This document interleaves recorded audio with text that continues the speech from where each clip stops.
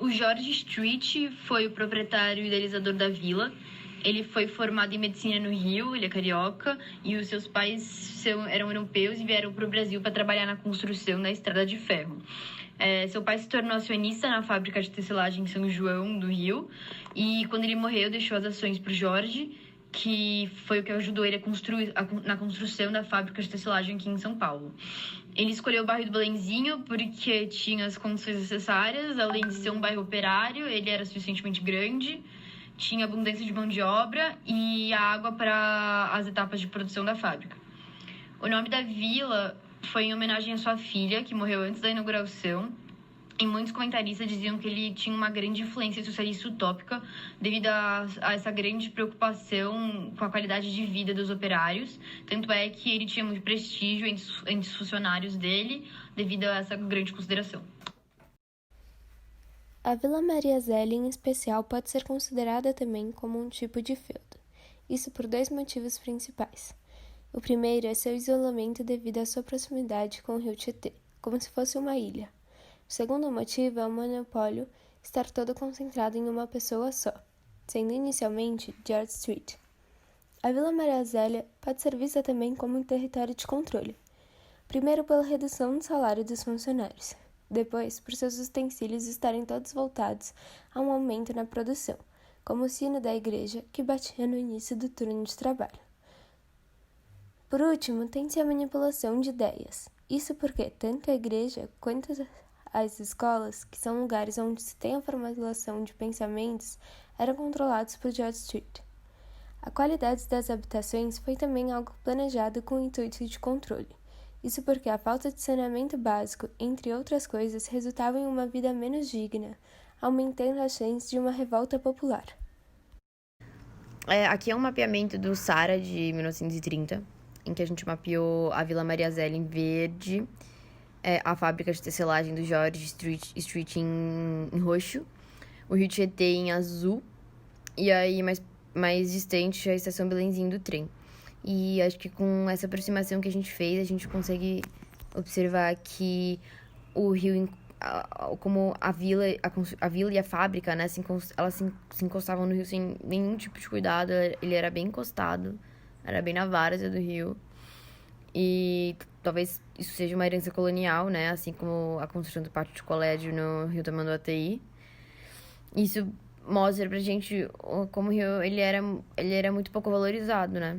Ele era super desvalorizado, né? A fábrica das costas, tá de costas pro rio.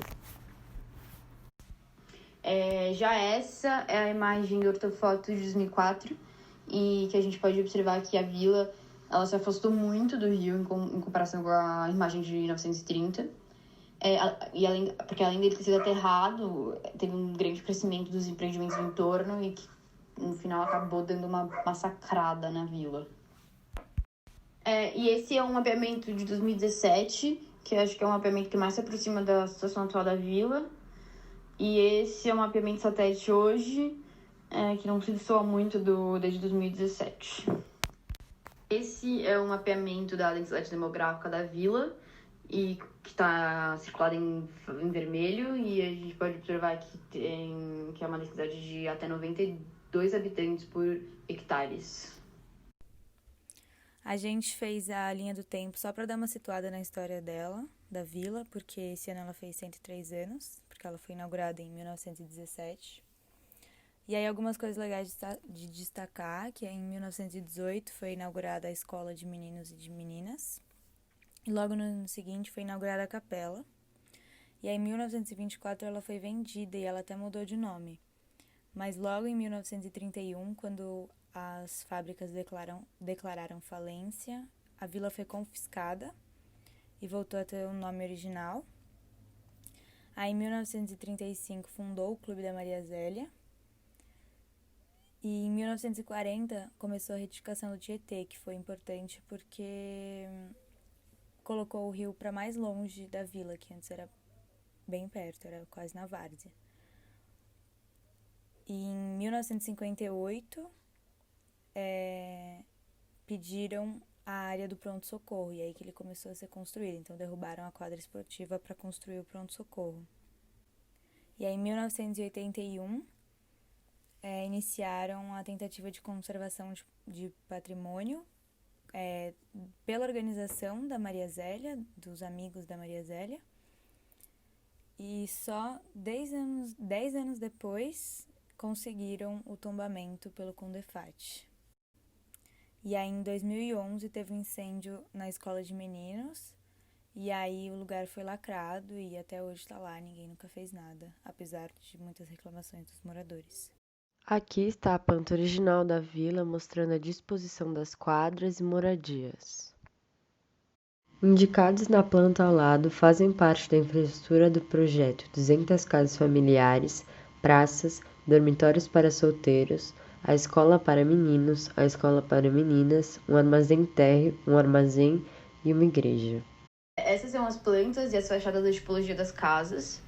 Tinham 6 tipologias diferentes e todas eram térreas, e elas variavam de 74,75 metros quadrados a 110,40 metros quadrados. Nessas plantas a gente consegue observar que o acesso do banheiro ele era por fora da casa, né? Ele era pelo quintal. E isso mostra pra gente uma herança rural. E os quintais, né? A gente pode ver que os quintais eles eram só um fosso de luz. E ele não era um espaço em que os funcionários da fábrica eles pudessem criar um porquinho ou uma galinha. E essa ideia tradicional de quintal ela era muito concentrada nas praças, nos espaços públicos coletivos da vila. De acordo com Diógenes Justino, um dos membros da Sociedade Amigos da Vila Maria Zélia, as casas foram, à época, em sua maioria, tomadas pelo INSS em nome do governo federal e, posteriormente, vendidas aos interessados. Ação essa que foi justificada pelas dívidas e ações trabalhistas em nome de alguns moradores. Alguns poucos, porém, conseguiram herdar de seus familiares as moradias. Vale ressaltar ainda que algumas das edificações estavam abandonadas e foram apropriadas por pessoas que ali residem até hoje. A situação atual social e cultural da vila nos levou a pensar em um projeto de intervenção com esse ideal. O INSS, proprietário da sede da Associação Cultural Maria Zélia, deseja a evacuação dos prédios onde os moradores costumam realizar atividades sociais. Isso é uma batalha entre o proprietário e os moradores. A nossa proposta de intervenção foi a criação de um centro cultural no galpão abandonado que se encontra quase na entrada da vila. E através de um restauro adequado, a ideia é tornar o espaço propriedade da associação da vila e também criar um auditório, biblioteca e 2 salas de reunião para os associados, além de tentar facilitar o acesso da vila por meio de uma proposta de ciclofaixa. O restauro do antigo galpão tem embasamento teórico na Carta de Veneza, de Burra e na Recomendação de Nairobi. Na Carta de Burra, tem-se explicado a necessidade de restauração devido à importância do valor cultural que tal local possui para os moradores. Na Carta de Veneza, como na Recomendação de Nairobi, tem-se exemplificada a importância de restaurar o galpão, tornando um lugar seguro e, ao mesmo tempo, atendendo às necessidades atuais dos moradores do entorno. Devido à situação atual do mundo, não pudemos visitar a vila, mas entramos em contato com alguns moradores e membros da Sociedade Amigos da Maria Zélia. Eles nos contaram sobre as manifestações culturais que acontecem no espaço. Visitas guiadas, feiras de artesanato, eventos na natureza, palestras, teatros e além do museu que conta a história da vila. Essas atividades são muito importantes, segundo eles. Além disso, perguntamos sobre o galpão que pensamos em abrigar nosso projeto, e eles disseram que é tomado por árvores e está em péssimas condições construtivas. Então, a justificativa do nosso projeto é que existem poucos equipamentos públicos de cultura na região. Então, a gente restauraria esse armazém, que atualmente é propriedade do INSS, porque está em condições precárias, segundo eles, e tornar eles propriedade das associações da vila, fazendo com que eles tenham um espaço lá para as reuniões deles, valorização de práticas culturais para atrair tanto as pessoas da própria vila como da cidade inteira, fazendo também com que o grupo de teatro da região tenha uma sede fixa, porque eles estão perdendo a sede deles. E aí, para valorizar ainda mais, a gente resolveu que era legal melhorar o acesso na região em relação aos transportes, então a gente resolveu aumentar a ciclofaixa e colocar pontos de ônibus mais perto. Aí nesse mapa do slide seguinte, do GeoSampa, dá para ver que tem poucos equipamentos de cultura. Esses que estão pertinho da vila, que dá para ver, na verdade é do grupo de teatro que está perdendo espaço, então na verdade não tem nada de cultura lá perto. A partir do gráfico de classe de rendimento nominal e mensal, pode-se confirmar que a maior parte dos moradores da vila e de seu entorno possui como renda de até 3 salários mínimos, o que nos leva à conclusão de que a maioria dos mesmos não possui um carro. Por isso, tem-se justificado a presença de uma biblioteca pequena no novo centro cultural, tendo em vista de que a mais próxima se encontra a 2 km de distância. Pode ser considerado um percurso relativamente grande para percorrer a pé. Esse é em relação aos transportes.